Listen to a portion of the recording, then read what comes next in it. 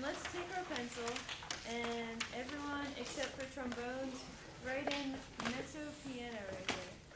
Because you really want to hear this trombone part, which we're going to work on right now.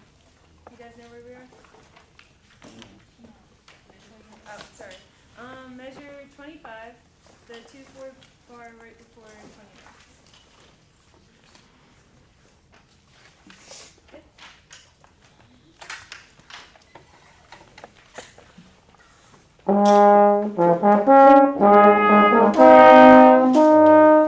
Just trombones right now. Thank you.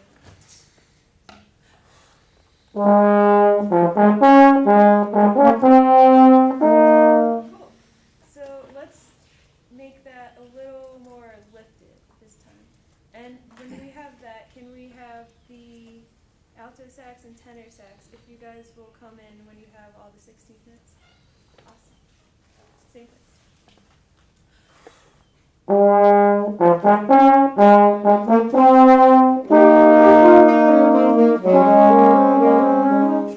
that's the part we need to listen to right there with all the right notes, of course. So let's try that one more time.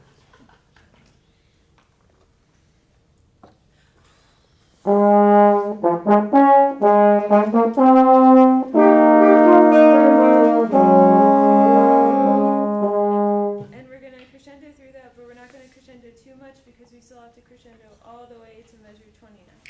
So let's everyone start there at the 2/4 measure.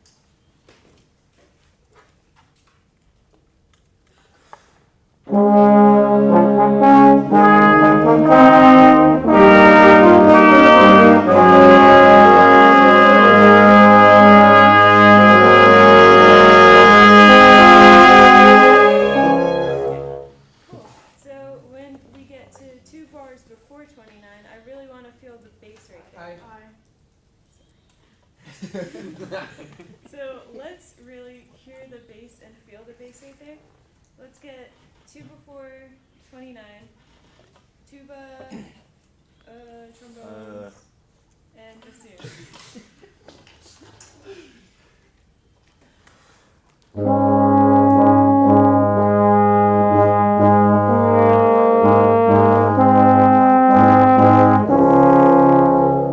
Okay, so let's put that together and let's start at 21.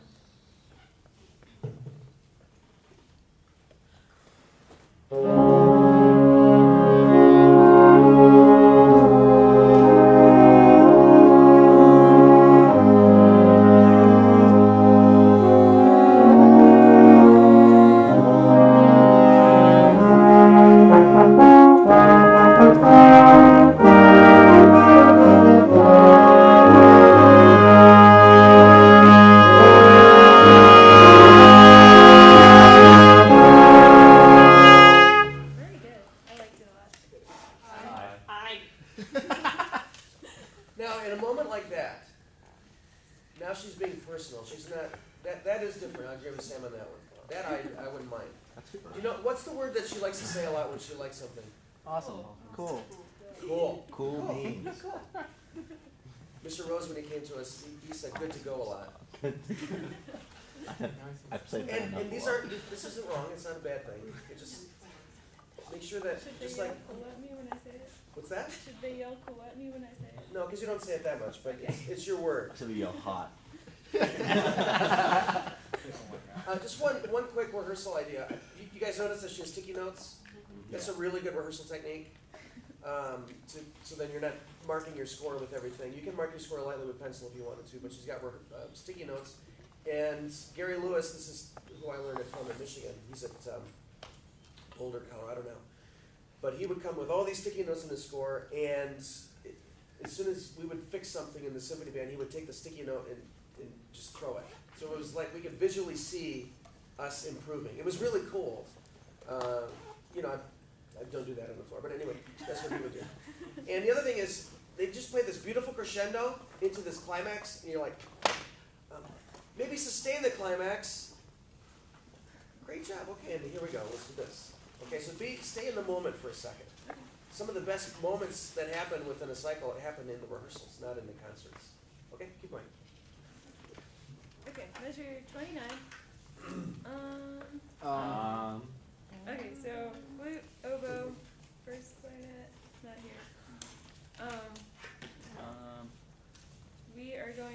crescendo through all the 16th notes because it is really hard to hear you guys most of the time. So we really want to hear that part right there. And it's you guys against Sam, and he's really loud. So don't be afraid to crescendo to the bottom. At the beginning of mine, it has a handwritten like pianissimo. Do you want me to start there? No. Okay. You guys can all play forte. What are the 3 sides? Okay. Try now. This is everyone? Everyone. We're gonna try now.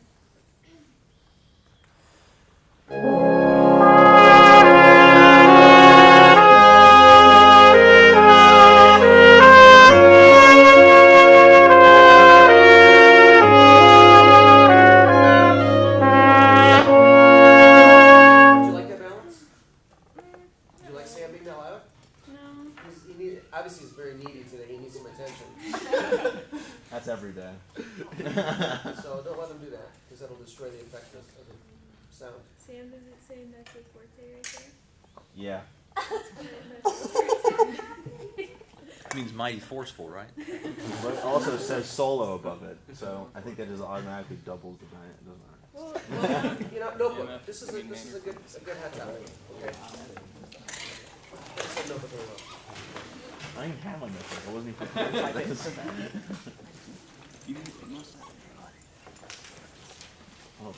write this in the notes on my phone. Okay. Dynamics.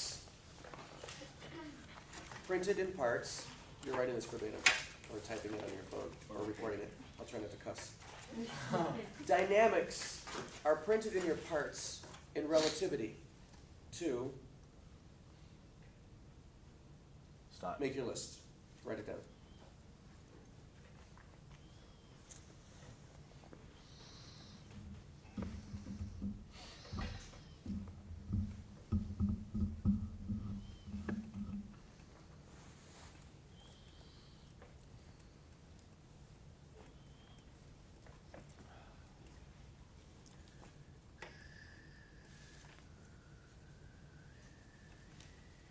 So the printed dynamic that you see in your music or in the score are written in relativity to, let's share some ideas and make sure if you hear an idea that you don't have written down, that you write it down. Darby. Number of others playing. Okay, so the orchestration. Okay, so Sam, you made the mistake of playing too strongly. You should have heard that. You had printed a mezzo forte, but it also said solo. So you're right to think it should be stronger than mezzo forte. But that mezzo forte is in relativity to a chamber winds ensemble. Okay, Chris? Effect. Effect, what do you mean? In relativity to effect, what does that mean? That if you want it to be, if it's printed forte, but you want it to be more of a full forte as opposed to more of a concentrated forte, then you could be able to get more like a blast sort of sound, or in your face, or if you, You don't want a blast sound. well, if you're in jazz band. No, you don't. No. It's actually the complete opposite. Okay, so maybe effect is fine. I would maybe say a particular color. Okay, Sarah? Contrast. Contrast to what? Two different styles of physics. Like different sections. One might be acquired with the common section and then another section. Okay, so maybe in relativity to the other dynamics and styles around it. Or like leading into a new section. Leading into the section. Okay, what else? Miranda? Okay, the range that we're in. Very good. That's a very good answer, Catherine. I said location. Yep. Like Yeah, that's really- the hall. And that's a huge one. And that's something that people don't really think about when we go out and do clinics all the time and we talk about percussion and mallets and how loud something is. I always ask the conductor, what hall are you playing in? Broyhill. Ugh, okay, so this needs to be a lot louder, and that don't even look at. You have to know what the acoustics are in the hall. What else? Yes? I said student abilities, because you have some that are really strong players, but some that aren't, so you can. Yeah, and I like what Grant said, we should never have a blasty kind of a sound, and often with younger players, when they see forte, they think that gives them the liberty to play over the edge of good tone, which it really shouldn't, but sometimes their band directors allow them to, which is not good. What else? Yes, please. Interpretation. I don't know anything about it. Yeah, so Josh's point is great. you know, you said color. Oh, I say color. You said, what did you say? Effect. Effect, interpretation. You know, what kind of forte do you want that to be? Okay, and why? A Mozart forte is probably different than a Mahler forte. Hopefully. Yeah. Okay. Can we have a friendly debate real quick? Sure. I don't agree with what Catherine said What's that? about how students should be like limited to what they can play. Does that make sense? Because she That's kind not of what she said. she said something like, "Oh, some students might be better, so they might sound better if they played it louder." Or No, what I heard her say was some students that are very young, it's going to be easy for them to play really loud and not have a focused sound. okay, I understood it wrong. That my Yeah. fault. Or I also took that as if they're shy, then they're going to be more likely to play quieter, and you have to encourage them to actually play the dynamics that they need to. Yeah, and that's another really good point. It's not really on this topic, but it's another really good point. That's why this class will hopefully help all of you come out of your personalities. I mean, we're seeing it with you. You're very quiet, you're soft-spoken, and you're becoming much more open, which is great.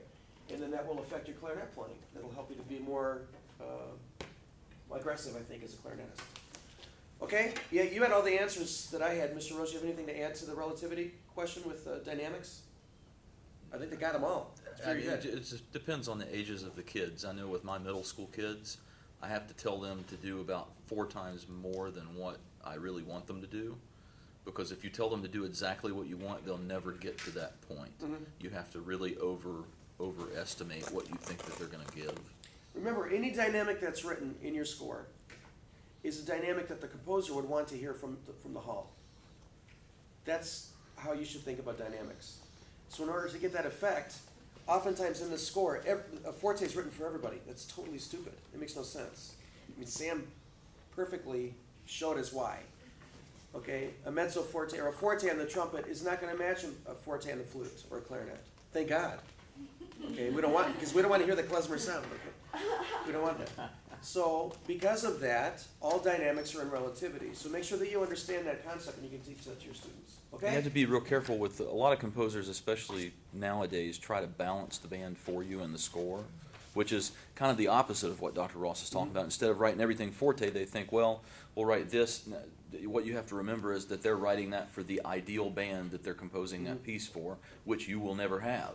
Even our wind ensemble, even the Eastman wind ensemble is not the ideal band that any composer has in their head. So you just have to make those judgments and let your players know via your conducting what to do. That's a really, really good point. That's a really good point. Okay? Comments, please. Come on, can we do it one more time? I feel bad now. I want to make it right. No, seriously, I feel like I. Okay, 10 seconds.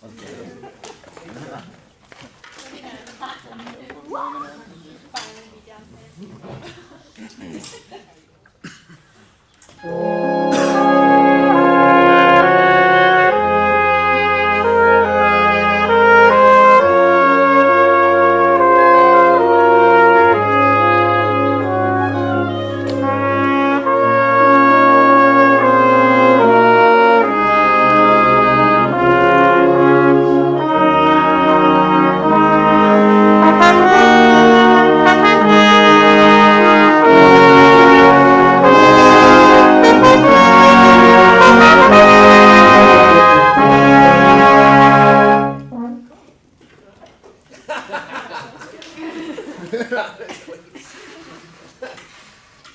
When you're speaking up, sometimes it's hard to tell if you're talking to one section in particular or the entire band.